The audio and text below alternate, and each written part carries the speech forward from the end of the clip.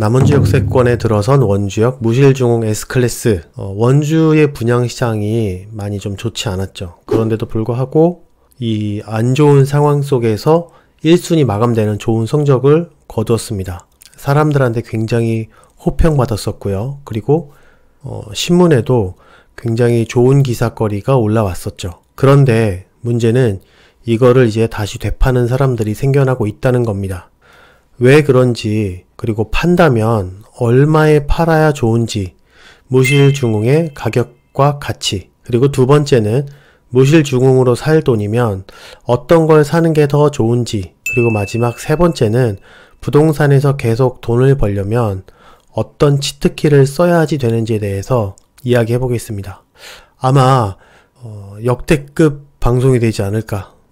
일단 무실중흥이 현재 얼마인지 좀 알아볼 필요가 있습니다. 저는 제 개인적으로 5억에서 5억 5천 정도가 된다고 생각해요. 자, 한번 얘기를 들어가 보죠. 인수분해를 한번 해보겠습니다.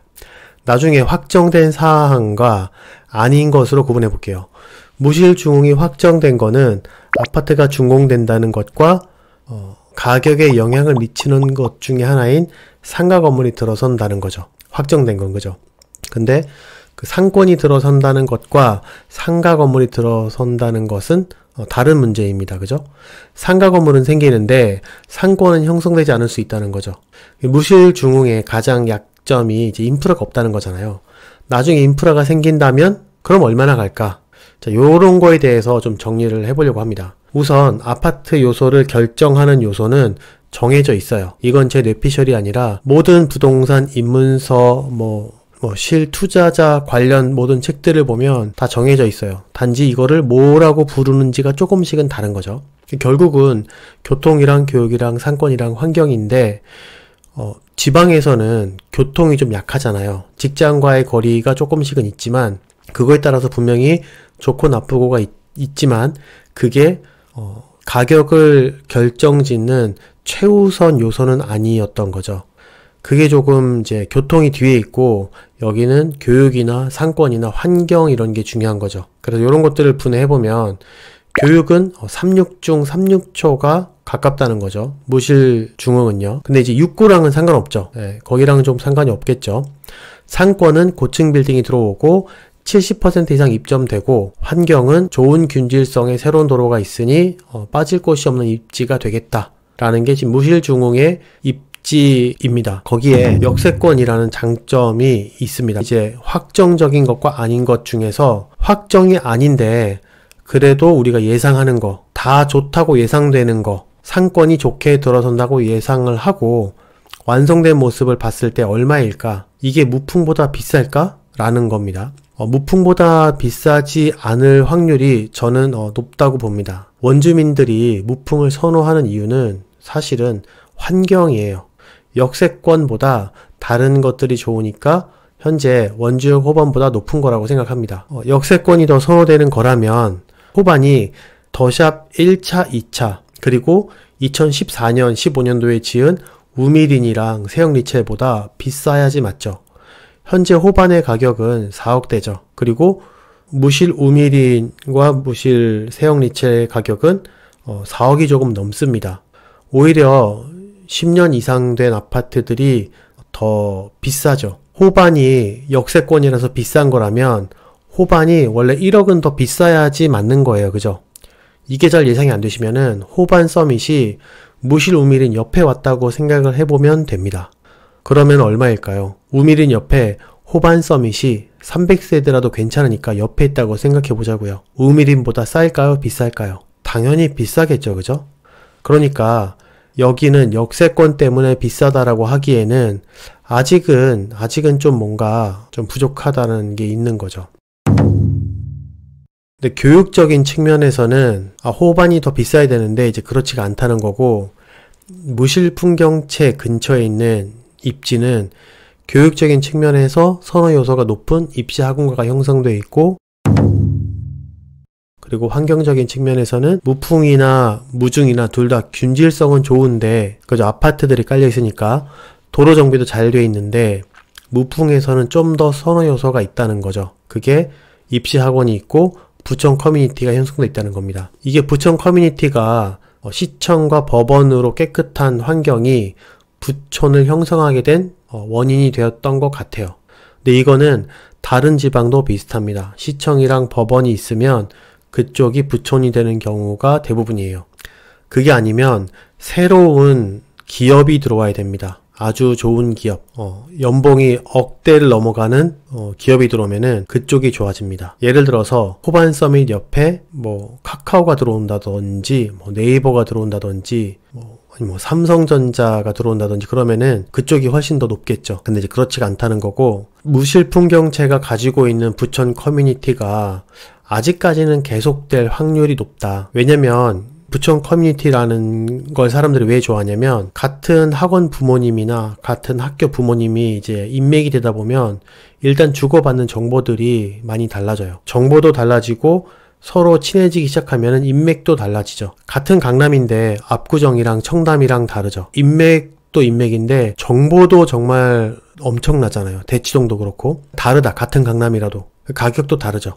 그러니까 이게 상권도 둘 다 밀집형 상가 건물들이 있는데 무풍 주변에는 학원가와 고퀄 가맹점들이 거의 다 차 있고요. 같은 밀집형 상가 건물들이 있어도 당구동과 단계동은 느낌이 좀 다르죠. 그러니까 이 교통교육 상권 환경 중에 교통을 빼고 교육적인 부분에서도, 상권적인 부분에서도, 그리고 환경적인 부분에서도 무풍이 가지고 있는 입지가 사람들이 더 선호하는 요소들이 거기 있다는 겁니다. 여기 지금 누구가 뭐 별로다 뭐 이런 게 아니라 입지를 좀 분석을 해서 가격을 좀 파악해 보자는 겁니다. 무실 중흥에는 상가 건물들이 아직은 어떻게 채워질지 잘 몰라요. 확실한 건 무실중흥 주변 상권이 형성되기에는 시간이 좀 많이 걸릴 거다. 얼마나 걸릴까? 만약에 처음에 계획했던 대로 무실중흥 주변에 뭐 터미널이라든지 이런 교통시설이 들어온다면 단계동의 고속터미널 같은 그런 분위기로 갈 확률이 큽니다. 근데 수급이 맞아지는 시기가 한 28년 정도 돼야 되잖아요. 그죠? 25, 26은 아직까지 좀 많고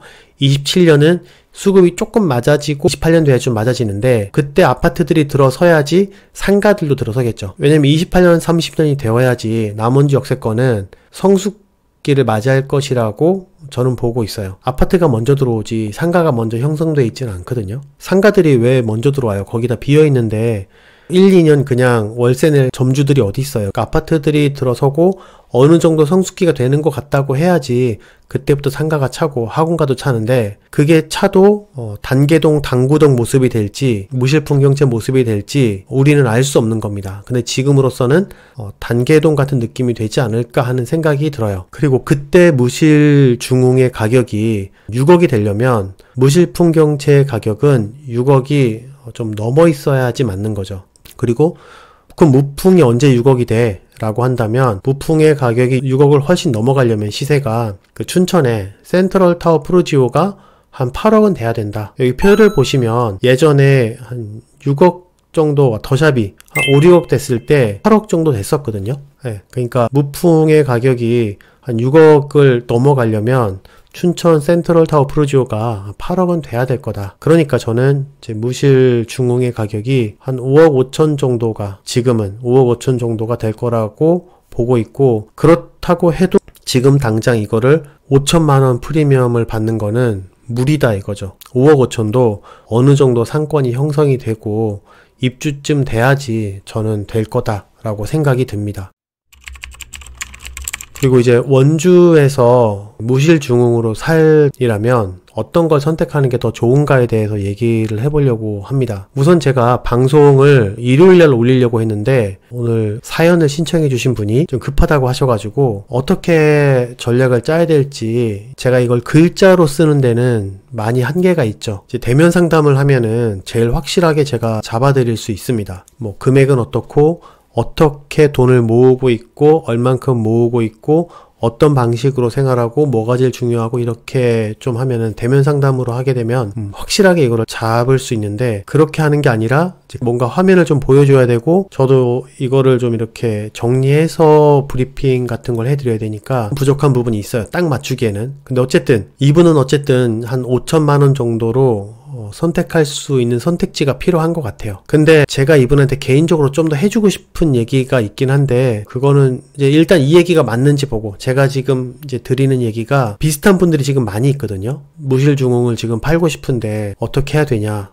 내가 얼마에 팔아야 되냐, 이런 걸 물어보시길래 지금 이제 이 얘기를 하는 겁니다. 우선 무실중흥을 살려면 계약금 5천만 원이 필요합니다. 계약금 5천만 원으로 할 수 있는 선택이 뭘까요? 우선 계약금 5천만 원으로 내가 얻을 수 있는 금액은 얼마인가요? 지금 당장은 프리미엄 많이 받으면 2천 정도라고 저는 생각합니다. 동호수에 따라서 틀리겠지만 내가 5천만 원을 주고 계약을 하고 이거를 당장 판다고 한다면 현재 형성되어 있는 게 1000 정도, 싸게는 500, 많게는 2000 정도라고 생각을 해요.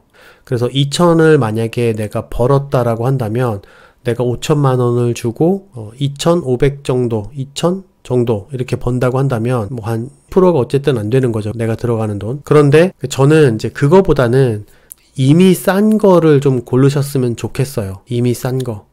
그래서 제가 한번 원래는 이제 다 전수조사를 해서 하면 더 좋겠지만 급한 데를 한번 찾아보니까 여기 아시를 찾아보면 여기에 있는 아파트들 세형 리첼도 이 한 3억대 중반부터 쭉 올라가기 시작하더니 3억대 후반 4억대까지는 확실히 왔죠. 지금 4억대잖아요 거의. 그리고 리첼도 마찬가지고 얘도 어느 정도는 4억에 도달을 했어요. 그죠? 한 3억 5천이라면 좋겠죠.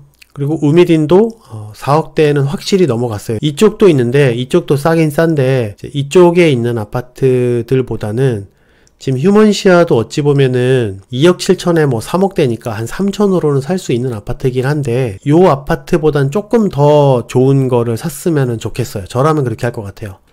지금 더샵 아파트들 보면 다 5억대이고 여기 2단지도 4억 9천, 4억 8천. 더샵 센트럴은 지금 매물 나와 있는 게 한 4억대 후반인 걸로 알고 있어요. 첫 번째로는 싼 걸로는 지금 아이파크가 아직까지는 거의 바닥을 기는 수준이라서 매매 2억 3천에 전세 2억 5천 이렇습니다. 그래서 여기 매물을 들어가 보면 지금 34평이 최저 가격이 매매로 두면 여기 2억 6천에 있죠. 안에 내부는 이제 인테리어는 봐야 되겠지만 얘가 지금 여기 전세가 매매가 90개인데 전세가 3개밖에 없어요. 얘 아이파크 1300세대거든요. 전세 하나밖에 없습니다. 84 타입은. 그러면 내가 아까 2억 6천, 7천? 한 3천이면은 사죠. 전세 2억 4천에 내놓으면 맞출 수 있을 것 같아요. 제 생각에는. 3천이면 사서 내가 3천만 원 들어가는데 얘가 기대해 볼 수 있는 가격은 최소한 3억 원대가 넘어갑니다. 아까 2억 한 6천에 산다고 해도 한 2억 9천에 내가 판다고 해도 그래도 3천만 원 들여서 3천만 원 정도는 내가 확실하게 기대해 볼 수 있는 금액이죠. 3억대에 있는 이 가격이 허황된 가격이 아닙니다. 3억이 넘는 가격에도 거래된 적이 몇 번 있습니다. 센트럴파크가 전 좋은 것 같아요. 물론 LH지만 LH 치고는 잘 지었습니다. 저 여기 살아봤어요. 마감재가 진짜 좀 화가 나긴 하지만 이렇게 지금 1,500에 올라와 있잖아요. 2억 9,500 올라와 있고 전세 7개 있는데 이것도 거의 한 900세대 가까이 됩니다. 현재 전세는 2억 5천 정도에 돼 있고 7개 정도 있어요. 얘도 실거래가를 보면 거의 한 4억대 가까이 갔었던 아파트였거든요. 장이 좋을 때는 이렇게 됩니다. 내가 얘를 지금 매매 가격이 좀 멀리 있긴 합니다. 608동이 3억 정도에 산다고 해도 2억 9천이나 3억 정도에 산다고 해도 전세가 지금 나와 있는 게 2억 5천부터 시작이잖아요. 그리고 여기 전세 맞춘 걸 보면 이 두 개 빼고는 다 2억 6천 이상에 맞춰졌어요. 얘도 지금 얘만 2억 1천에 맞춰져 있지 나머지는 다 2억 6천 7천에 맞춰졌다고요. 다 3, 4천 정도 드리고 살 수도 있는 상황이죠. 얘 같은 경우에 3천 4천 드린다고 쳐도 4억이 아니어도 매매 가격이 4억에는 못 팔아도 한 3억 5천 정도에 팔면 충분히 3억 5천이 허황된 가격이 아니에요. 얘도. 그쵸? 얘도 100% 이상을 내가 손에 쥘 수 있는 거죠. 그렇게 거래가 됐던 시장이 있어서 그때도 실제로 그 정도 가격이 있었습니다. 그래서 원주 내부에서 고른다면 저라면은 그렇게 하겠다. 내가 무실중흥을 사면 5천만 원의 계약금을 치르고 나서도 내가 1, 2천을 기대해 볼 수밖에 없는 거잖아요. 그죠? 근데 그 돈으로 다른 걸 산다면 그 이상을 기대해 볼 수 있는 거죠. 그러니까 저는 현재 싼 거를 사야 된다라고 생각하는 주의입니다. 제가 이걸 못했는데 저는 이런 걸 못하고 계속 그런 신축을 찾아다녔었거든요. 얼죽신이라 그래서. 근데 저는 투자할 때마다 그런 것 때문에 실패했었어요. 그래서 지금 의뢰주신 분 3분 계신 것 같은데 그렇게 실패하지 않으셨으면 좋겠고, 원주는 진짜 하나 리스크가 아직까지는 공급에 대한 이 리스크가 있으니까 저는 그것까지 보신다면 공급이 없는 지방을 반드시 보셨으면 좋겠다라는 생각이 듭니다. 그리고 2억 잔금이면 지금 1억 5천이 더 들어가잖아요. 잔금 1억 5천이면은 내 돈 거의 2억이 들어가는 거잖아요. 2억이면은 경기권이나 서울을 생각해 보셨으면 좋겠어요. 저희 수원도 갔다 오고 서울도 2년 동안 갔다 오고 거의 주말 빠지지 않고 거의 한 1년 반인가 2년 동안 갔다 왔거든요. 서울에 정말 탐나는 매물들이 정말 많이 있습니다. 제가 잠깐 저번 방송에서 열어드렸던 구로구도 막 6억이 넘어가던 애들이었잖아요. 그죠? 근데 그런 애들은 1억 9천, 2억으로 살 수 있는 애들도 있으니까 뭐 구로구도 있고 은평구도 있고 있습니다. 그러니까 저는 나중을 생각한다면 경기나 서울을 꼭 생각해 보셨으면 좋겠고, 만약에 저한테 난 진짜 좀 투자를 하고 싶어서 정말 좀 상담을 해봤으면 좋겠다, 그러면은 아래에다가 또 신청을 해주시면 되고요. 무실중흥이 저는 지금 나쁘다는 얘기를 한 게 아닙니다. 무실중흥은 정말 좋은 입지에 있어요. 근데 이 돈으로 사람마다 무실중흥이 좋은 사람이 있고 안 좋은 사람이 있는데, 지금 저한테 문의 주신 분은 무실중흥이 안 좋으신 분이에요. 그러니까 자꾸 팔고 싶은 거고, 내가 좀 섣부르게 생각한 거 아닌가 하는 생각이 들 수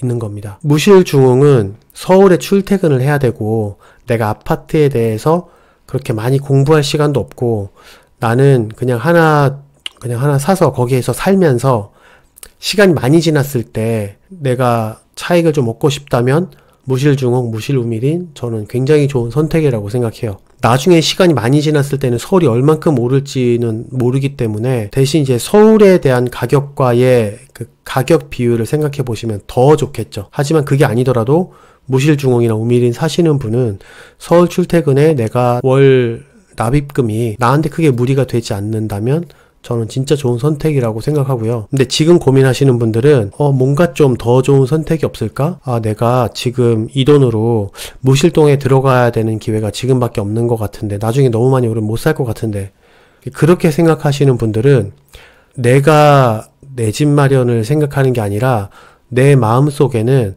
투자에 대한 마인드가 세팅되어 있는 거예요. 분양권을 투자를 해서 내가 나중에 좀 살면서 돈도 좀 벌었으면 좋겠다 라고 생각하는 거는 투자의 마인드가 이 마음속에 있는 겁니다. 진짜 내가 투자 마인드가 있는 건지 이거를 한번 뼛속까지 꺼내서 검토해 봐야 돼요. 이런 분들은 내가 언제쯤 쉬고 싶은지 꼭 한번 배우자랑 상의해 보세요. 내가 배우자랑 60대쯤 일을 그만두고 싶은지, 혹은 70대에서 그만두고 싶은지, 60이 돼서 그만두고 싶다면 지금 제 방송을 보셔서 많이 지루하고 이미 시간이 늦었고 지금 2시 4분입니다. 저 내일 또 일찍 일어나야 되는데, 저는 제가 이렇게 열변을 나름대로 토하고 있는데 저 되게 점잖게 얘기하죠. 라이브처럼 지금 얘기하고 있는데 계속 부동산에서 돈을 벌지 못하는 상황을 계속 패턴적으로 가져가시는 분들이 있거든요. 한 번만 겪어도 한 번 실패하면 다시는 부동산에 발 들여놓기 싫어요. 그러니까 제가 하는 말 딱 2분짜리인데 한번 들어보셨으면 좋겠어요. 왜냐면 이걸 어디 가서 들을 데가 없어요. 뭐 돈 내고 들어야 되는 것도 돈 내고 들어야 되는 건데 이걸 굳이 내가 돈을 내고 들어야 라고 생각을 안 하기 때문에 이 얘기를 안 듣거든요. 근데 방향성을 반드시 정해야 됩니다. 방향성을 못 정하면 계속 부동산 그 시장에 높아지고 낮아지는 시장에 휘말리다가 결국 내 돈 다 털려요. 전 그런 거 너무 많이 봤거든요. 내가 차익성, 수익성, 방향 정해, 그리고 차익성 정했으면 글로 그냥 쭉 가야 돼요. 차익성, 왜 차익성 정해? 방금 얘기했잖아요. 내가 배우자랑 언제쯤 은퇴하고 싶은지. 60대에서 은퇴하고 싶다면 60부터 100살까지 사니까 40년을 살잖아요. 40년을 사는데 얼마가 필요하죠? 내가 지금 300만 원이 필요하다면 1년에 3,600이 필요하잖아요. 3,600이 필요한데 10년이면은 3억 6천이죠. 40년이면 얼마가 필요해요? 최소한 못해도 14억, 15억이 필요해요. 누구한테나. 이건 제가 얘기한 게 아니라 어떤 뭐 방송에서 노후 계산기라는 거를 가지고 심각하게 얘기를 하는데, 여러분들이 지금 나이가 만약에 30이라면 30부터 60까지 30년 동안 400만 원씩 적금할 수 있으면 400만 원씩 적금을 해서 60부터 그 돈을 300만 원씩 쓰시면 됩니다. 그러면 100살 돼서 딱 깔끔하게 죽을 수 있어요. 근데 지금 400만 원, 300만 원 적금을 못 하시는 분이라면 60이 됐을 때 15억이란 돈이 반드시 없을 겁니다. 로또 당첨 안 될 수도 있어요. 그러면 그때 됐을 때 만약에 로또 당첨도 안 되고 돈도 못 모았고 그랬을 때는 진짜 비참한 노후가 시작되는 거예요. 경제적 사망이라고 보통 얘기합니다. 내가 나중에 나이가 60이 됐을 때 내 아내랑 내 아들한테 혹은 내 손주한테 과자도 지어주고 내가 굳이 일을 하지 않아도 되고 내가 하고 싶은 일 하고 애들한테도 좋은 얘기도 해주고 애들이 어쩌다가 한번 휴가 나면은 같이 가줄 수도 있고, 우리 아들이랑 혹은 우리 딸이 여행을 가고 싶은데 못 간다고 한다면 이번엔 아빠가 대줄게, 다음엔 니네가 진짜 모아서 가 하면서 2천만 원을 보태줄 수도 있는 거죠. 근데 그게 아니면 60대부터도 계속 일을 해야 돼요. 내가 하고 싶든 하기 싫든 내 생활비를 뛰어넘는 일을 해야지 그래도 조금이나마 여유가 생기는 거죠. 그게 안 되니까 부동산을 하는 거예요. 그게 안 되니까 재테크를 하고 비트코인 주식을 하는 겁니다. 그래서 우리가 지금 부동산을 왜 해야 되냐고 묻는다면, 왜 내가 차익성으로 방향을 가야 돼? 라고 묻는다면, 내가 나중에 30부터 60까지 잘 모아놓은 재테크와 그 돈으로 60부터 100세까지 좀 여유있게 살고 라는 게 답이에요. 그게 답이 맞다면 지금부터 이 부동산에 대해서 좀 더 다르게 시각을 두셔야 됩니다. 오늘은 무실중흥에 대해서 가격이 어떤지, 얼마 정도의 가치가 있고 어떤 전략을 펼치는 게 좋은지, 내가 똑같은 5천만 원이라면 할 수 있는 전략과 잔금 1억 5천까지 있다면 어떤 쪽으로 가는 게 좋은지에 대해서 얘기를 해봤고요. 그리고 부동산에 돈을 벌려면 내가 왜 노후 계산기를 돌려봐야 되고 은퇴를 지금 고민해야 되고, 은퇴하기 전에 더 풍요롭게 살려면, 좀 더 경제적으로 자유롭게 살려면 내가 어떻게 해야 되는지에 대해서도 한번 제 생각을 얘기해봤습니다. 오늘 영상 도움이 되셨다면 좋아요랑 구독 눌러주시고요. 그리고 내가 정말 진지하게 한번 상담도 해보고 싶다 하시는 분은 아래에 링크로 신청해 주시면 되겠습니다. 감사합니다. 도원 공선생이었습니다.